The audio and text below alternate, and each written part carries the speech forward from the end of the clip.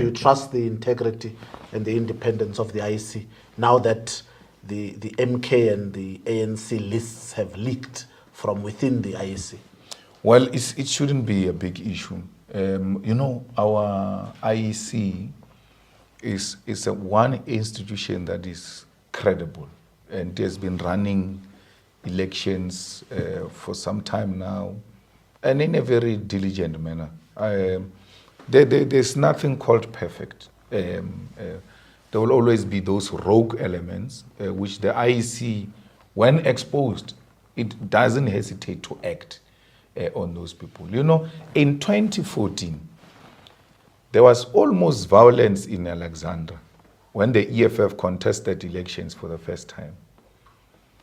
Then the EFF fighters said the EFF is robbed, the ANC was given wrong votes, blah, blah. I said, no problem, give me the stations where the EFF was robbed. They gave me the stations. Then I said to them, give me the party agents of the EFF who were in those stations. There were no party agents of the EFF. So I said, how do you know you were robbed when you didn't have a party agent? So you think election is Twitter. You think election is Facebook. You think election is Maunela, sitting under the tree, talking about how much you are going to win. And then that which you were talking about, Lenela, must be the results. I said, no. And because they were not listening to me, I drove from Polokwane to IEC Operation Center, called a press conference, accepted the outcome of the results. So I want to win, and I want to dispute these elections and put up a fight, but it must be on facts, not on emotions. Elections have got a potential to cause a civil war. It cannot be that we are going to get into a civil war because you simply lost. Elections must never mean blood in Africa. Elections must never mean guns in Africa. And that's why I don't agree with that narrative. What we are busy with now is to always make sure we oil the election machinery of the EFF. This is how this thing is so transparent of elections. Counting happens at the voting station where you voted. After counting, the result slip must be put outside the door of a counting station. Your party agent must go and take that result slip, a picture, and send to the EFF National Operations Center. The EFF then takes that into their own system. Then you get your actuaries to come and consolidate those things. They know how. Those are the best brains. They consolidate your numbers. Then they take the results of the IEC, they match them. What you have in the EFF must speak to what the IEC has. And if there is a discrepancy, the actuaries then say there is a discrepancy of 300,000 votes, and then the discrepancy is in the following voting stations. This voting station said EFF 200, but the IEC on the same voting station says 20. So they just removed 0. Then you've got scientific evidence, which you can go to electoral court and have the results overturned. And the electoral court is an agent court.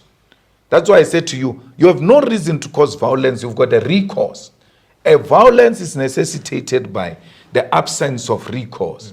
So we've got a recourse. Then we go to the electoral court. We show them all of that. Done. And my experience with the IEC is that once you show them the discrepancy in terms of what is the actual receipt slip saying and what they have captured, they are quick to amend that. They go check everyone. They're like, no, the actual one is this one, not this one. They change it. So I'm not going to join. I'm very, very vigilant with the IEC. I always fight with them about SADU people who occupy political offices and then still become presiding officers when they heard that SADU said all teachers must go and vote for the ANC. So their response was simple. which is what our members must do. We are going to publish a list of presiding officers. You have a duty to object. Again, no emotions, no Twitter, trending, no facts. When you say there are SADU people, who are these people? Where are they found? Why? And we find a SADU chairperson or secretary or treasurer. Once you find them there, you go look for them in the internet, in the Facebook, Twitter, Instagram, Google. You are going to find him making stupid statement. Internet doesn't forget.